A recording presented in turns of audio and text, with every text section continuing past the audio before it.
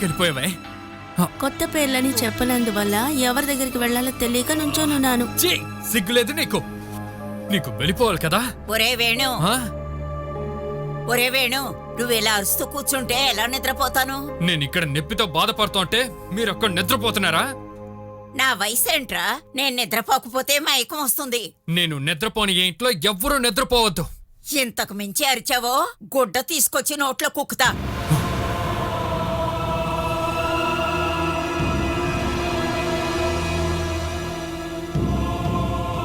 నన్ను ప్రశాంతంగా నిద్రపోనివ్వు.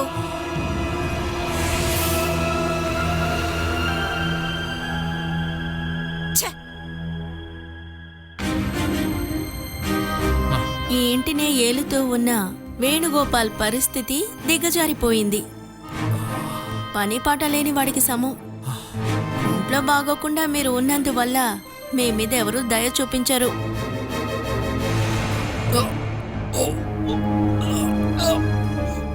ఏంటి?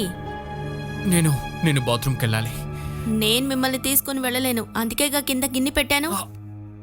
నాకు కష్టంగా ఉంది. నాకే కష్టమూ లేదు. మీ మలం మూత్రం తీయడానికి నేను సిద్ధమే.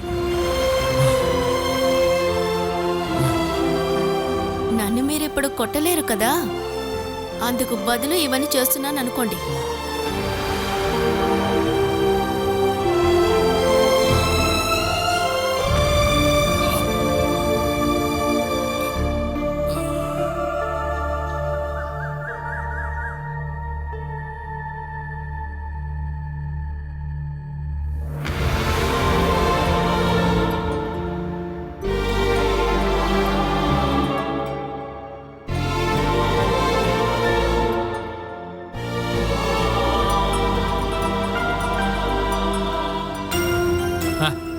తిన్నగా పట్టుకోవే. ఎందుకింత కష్టపడుతున్నారు? నేనే చేస్తానుగా. మీ మలం మూత్రం తీసేదానికంటే నా కష్టం ఇందులో ఉంది. నీ చేతికి బ్లేడ్ ఇచ్చే అంత నమ్మకం అంతా నాకు ఇంకా రాలేదు. నా మొహం కదా, బాగా కోసి సంతోషించాలనుకుంటావు. మొహం మాత్రం అందంగా ఉండి ఏమిటి ప్రయోజనం? నేనంతేనే. చనిపోయినా కూడా అందంగా చనిపోవాలి. అందంగా ఉంటే చాలదు, లేచి నడవాలంటే ట్రీట్మెంట్ తీసుకోవాలి. నా షార్ని అమ్మైనా కూడా అమ్మ చేస్తుంది. రేపు హాస్పిటల్కి వెళ్లాల్సిన రోజు. ఇవాళే షేర్ అమ్మేసి ఆ డబ్బుతో వెళ్ళగలవని నాకు అనిపించడం లేదు.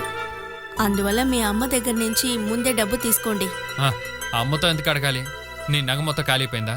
అవి ఉన్నాయి, కానీ అన్నీ మీ అమ్మగారి బీరోలో ఉన్నాయి. కావాల్సినవి వేసుకుంటే చాలని మీరేగా ఇవ్వమన్నారు. అందులో గాజు తీసుకుని తాకట్టు పెట్టు.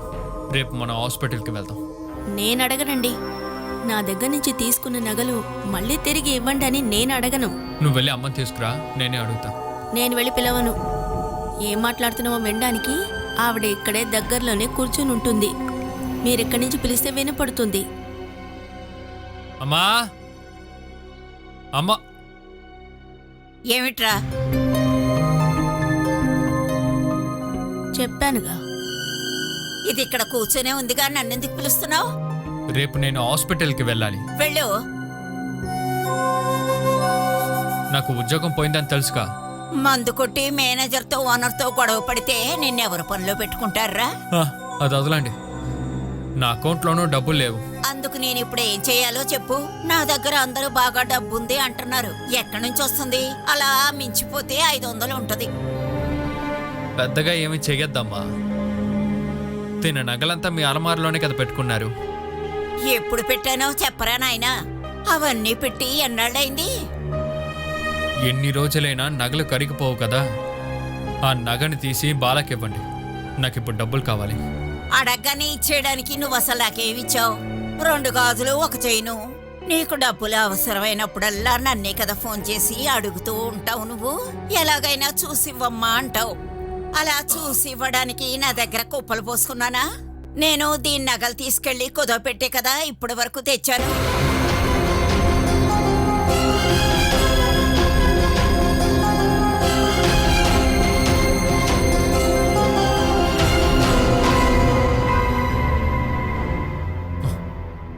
ఇక నా దగ్గర దీని నగలేమీ లేవురా.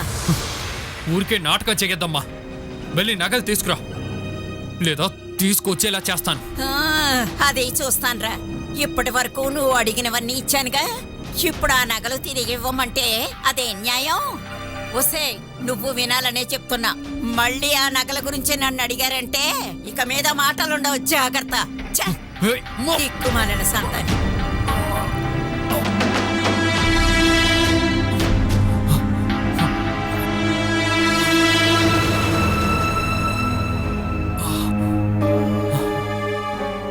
ఎవరిని అడుగుతున్నారు?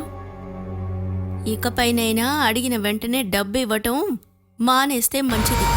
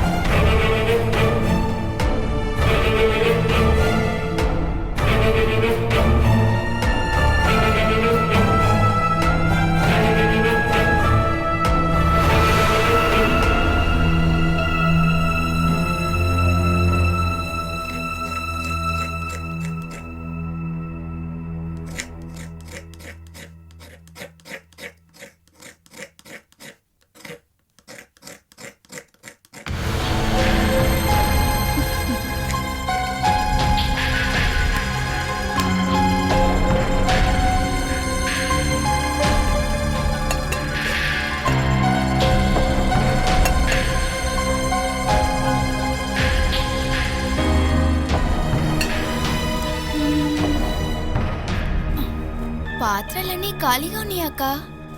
రాత్రికేం చేయలేదా? మధ్యాహ్నం ఉండిన అన్నం కొంచెం ఉంది. ఆ అన్నం ఇద్దరికైతే సరిపోతుంది. అందుకే అన్నంలో తినడానికి కూర వండుతున్నాను. సతీష్ బావ పెద్ద కాంట్రాక్టర్ కదా, కాంట్రాక్టర్ భార్య మిగిలిపోయిన అన్నం తినటం మంచిది కాదుగా. ఇది నాకు కాదు, కడుపుతో ఉండే బాల కోసం చేస్తున్నా. మిగతా వాళ్ళ కోసం నువ్వెందుకు కష్టపడుతున్నావు అక్క? ఒక కడుపుతో ఉన్న అమ్మాయి పాపం తగలకూడదని. నా భర్తే ఈ వారానికి కావాల్సిన వస్తువులు కొన్నారు. మిగతా వాళ్ళు కొన్న వస్తువులన్నీ వేస్ట్ చేయటం మీకు బాగా ఇష్టమా అక్క? కానీ నాకది ఇష్టం లేదు. ఇకపైన సతీష్ బావ ఏమన్నా తీసుకొస్తే దాంతో మీరేమన్నా వండుకోండి. ఏ పని చేయకుండా ఊరికే కూర్చోపెట్టి భోజనం పెట్టడానికి ఇదేమీ ధర్మసత్రం కాదుగా. మిమ్మల్ని బాధ పెట్టడానికి చెప్పట్లేదు. ఇకపైన సతీష్ బావ పనికి వెళ్ళి ఇంటికేమన్నా కొంటారని అనిపించటం లేదు. అందువల్ల మీరు కూడా ఒక పనికి వెళ్ళొచ్చు కదాక. లేకపోతే ఈ కుటుంబం పరిస్థితి చాలా బాగోదు. మీరు కావాలంటే సతీష్ బావని తీసుకొని మీ ఇంటికి వెళ్ళొచ్చు కదా. ఇక్కడ మీరు సిగ్గు లేకుండా తినటానికి అక్కడికే వెళ్ళిపోవచ్చు కదా. నీ ముందు మానం మర్యాద లేకుండా నుంచుండే కన్నా కూడా నేను సతీష్ని తీసుకువెళ్లి చెరువులో దూకడమే మంచిది. ఇలాంటి ఖర్చులు లేకుండా ఇంకా ఎన్ని రోజులని ఇక్కడే ఉంటారు? అనిలా, అనిలా,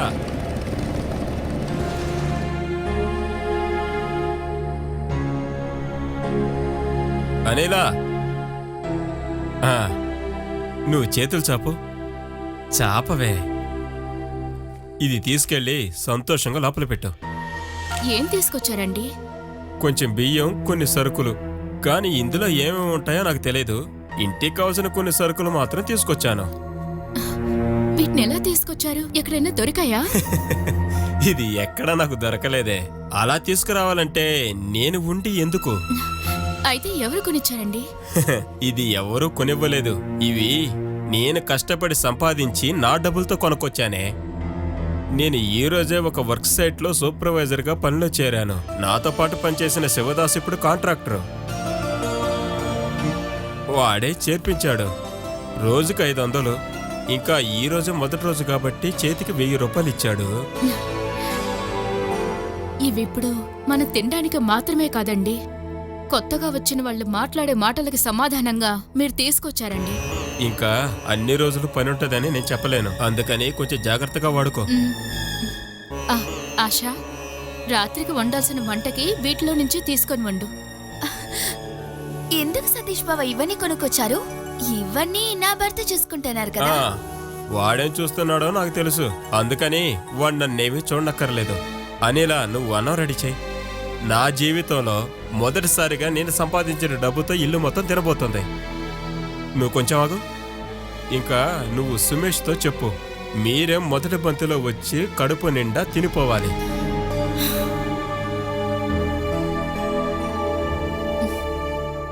ఏమండి, పెళ్ళైన ఇన్ని సంవత్సరాలకి నేను నా భర్తను తలుచుకొని గర్వపడే రోజు అండి ఇది. దీనికే ఇంతలానా? ఈ సతీష్ గోపాల్ బాధ్యత ఏంటో ఇకపైన నువ్వు చూస్తావు.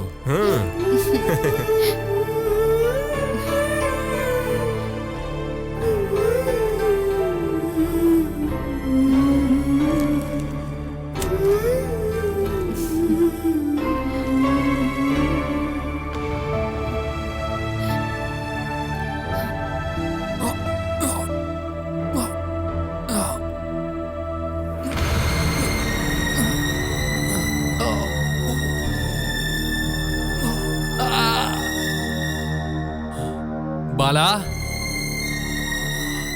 ఒసే బాలా,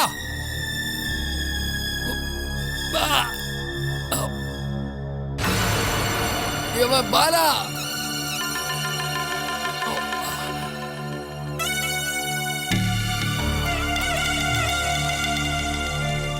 బాలాక ఉతకటానికి వెళ్లారు. ఏం కావాలి? నిన్నెవరే పిలిచారు? వెళ్ళవే. మంచాన పడిపోయినా మీ పొగరు మాత్రం తగ్గలేదు. లేచిన తర్వాత చూడు, నిన్ను వాడిని ఇంటి నుంచి తరివేస్తాను. ఒంటి మీద దోమ పడినా కూడా మీరు తోలలేరు, ఇంకా మమ్మల్ని తరివేస్తారా ఏంటి? బాలాకని ఎంత హింస పెట్టారు మీరు? దానికి శిక్ష ఇదంతా. నువ్వు తను దారుణమైన మనుషులే. నువ్వు ఈ ఇంటికి వచ్చిన తర్వాతే దరిద్రం పుట్టింది. నీలాంటి వాళ్ళంతా చనిపోవటమే నయం. ఏవే? బాలాక లాంటి అన్నిటికీ సర్దుకునే ఒక భార్య దొరకటం నీ అదృష్టం. బాలాక చోట్ల గనక నేనుంటే ఎప్పుడో నిన్ను చంపేస్తుంటాను. ఏవే? కుదరదని తెలుస్తుంది కదా, ఇంకెందుకు ఇలా చేస్తున్నారు? మీరు ఇలాగే పడుకొని ఇలాగే కుళ్ళి కుళ్ళి చొన్నిపోతారు చూడండి. అలాంటి దారుణమైన హింసలు నువ్వు పెట్టావు. చేసిన పాపాలన్నిటికీ అనుభవించే చేస్తావు.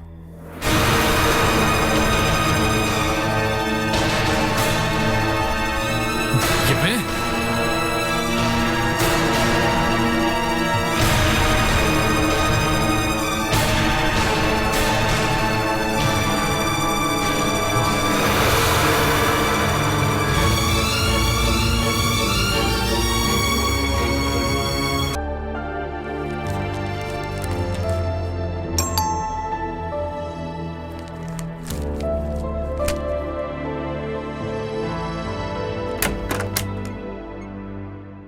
చమేలి,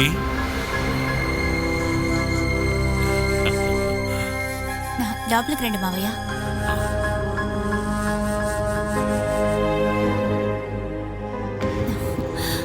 ఆయన ఆఫీస్కి వెళ్ళారు. అది తెలుసు. పోయినసారి వచ్చినప్పుడు చంటోడికి ఏం తీసుకురాలేదు. బాబెక్కడా? నిద్రపోతున్నాడు. ఇదిగో, ఇది వాడి కోసం తీసుకొచ్చాను. వాడికి ఇవ్వు. కూర్చోండి మావయ్య. కూర్చోవడానికి కొంచెం కష్టంగా ఉందమ్మా. ఓ, కాళ్ళు ఎంతకు ముందులాగా మడవడం కుదరడం లేదు. పర్వాలేదు, ఒక్కొక్కటి అరిగిపోవడం మొదలుపెట్టాయి. ఈసారి ఆఫర్ ఏం లేదు. ఇప్పుడు నిన్ను చూడ్డానికే నేనొచ్చాను. ఒక చిన్న రిక్వెస్ట్ ఉంది. ఇలా చూడు, ఈ రిక్వెస్ట్ని ఏది ఏవైనా సరే నువ్వు కాదనే నమ్మకంతో ఉన్నాను. నీ మాట కాదనలేక ఆనంద్ మొదలుపెట్టిన స్వదేశీ అనే ప్లేస్ పరిస్థితి ఇప్పుడు చాలా దారుణంగా ఉంది. పేదరికంలో మగ్గిపోతున్న 700 మంది స్త్రీ వర్కర్లు ఆ రెడీమేడ్ మ్యానుఫ్యాక్చరింగ్ యూనిట్లో పనిచేస్తున్నారని తెలుసు కదా. వాళ్ళకేంటి సమస్య? ఎంతవరకు ప్రాబ్లం లేదు, కానీ వచ్చే నెల నుంచే ప్రాబ్లం మొదలవుతుంది.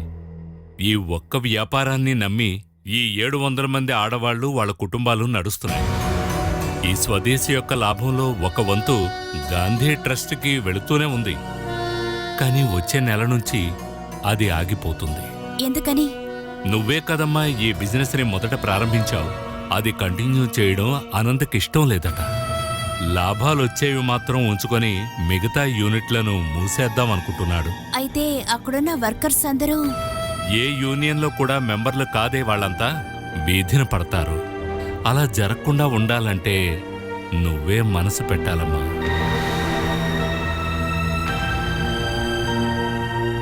ఆనంద్ దాన్ని ఎవరికైనా లీజుకి ఇవ్వడానికి సిద్ధంగా ఉన్నాడు. కానీ దాన్ని చూసుకోవడానికి ఇంతవరకు ఎవ్వరూ ముందుకు రాలేదు. అందుకే క్లోజ్ చేస్తున్నాడు.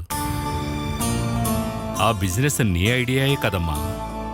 ఒకవేళ దాన్ని నీ చేతిలోకి తీసుకున్నావనుకో, అది క్లోజ్ అవ్వకుండా ఉంటుంది. నేనా? లేదు, మా నాన్న ఆస్తిలో ఎటువంటి హక్కు నాకు అక్కర్లేదు. ఇది హక్కేమీ కాదమ్మా. నువ్వు ఆ బిజినెస్ని లీజుకి తీసుకుంటున్నావు. దాని సూపర్వైజింగ్ ఇంకా అకౌంట్ సెక్షన్ నువ్వు చూసుకుంటే చాలు. మిగతావన్నీ చూసుకోవడానికి అక్కడ మనుషులు ఉన్నారమ్మా.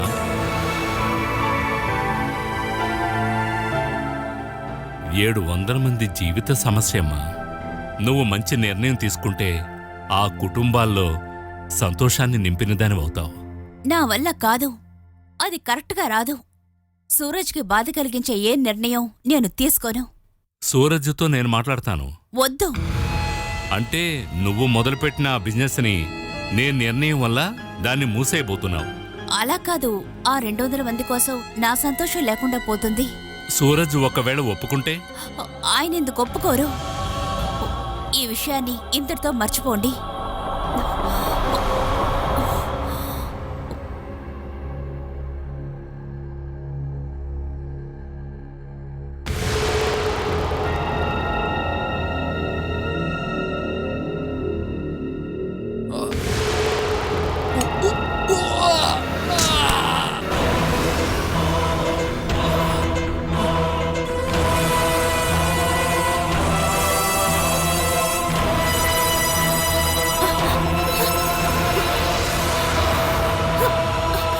మావయ్య,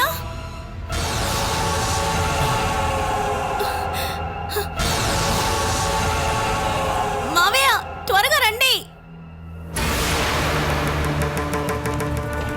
ఎందుకండి మీరు ఇటువంటి పనులని చేస్తున్నారు? వదలవే, వెళ్ళిపో. నాకు ఎవరి హెల్ప్ అవసరం లేదు. మావయ్య, మావయ్య, అమ్మా ఏమైంది? ఏంటమ్మా?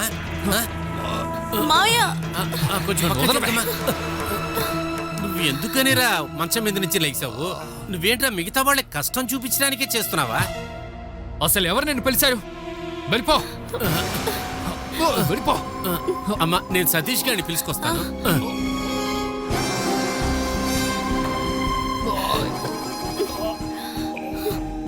వెళ్ళవే. రారా ఇలా చూడు. నువ్వు అసలు ఇక్కడేం చేస్తున్నావురా? నువ్వు బాత్రూమ్కి కష్టపడి వెళ్ళకూడదనే కదా నేను అక్కడంతా రెడీ చేసి పెట్టాను. రా ఇటువైపు రా. జాగ్రత్త, జాగ్రత్త. మెల్లగా.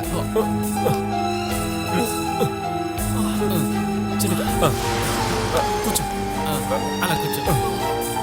రేయ్, మర్యాదగా నువ్వు ఇక్కడే పడుకో. నన్ను ఇక్కడ పడుకోబెట్టేసి అసలు నువ్వేం చేస్తావేంటి? ఏయ్, మర్యాద లేకుండా మాట్లాడావో నీకు దెబ్బలు తగిలాయని కూడా నేను చూడను. నేను మంచం మీద పడిపోవడం మీ అందరికీ అనుకూలంగా ఉంది. నేను ఇప్పుడు చనిపోవాలని దేవుడికి ప్రార్థిస్తున్నావేంటి?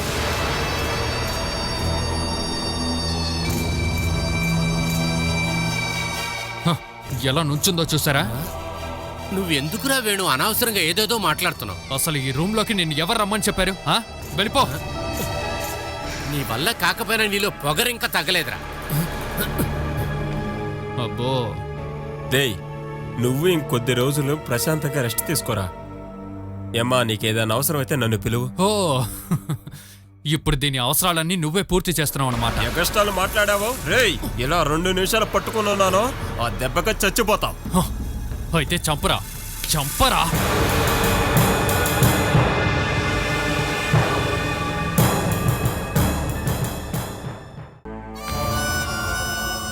నువ్వు ఇక్కడుండి ఎందుకు కష్టపడుతున్నావు? నీ పుట్టింటికి పో.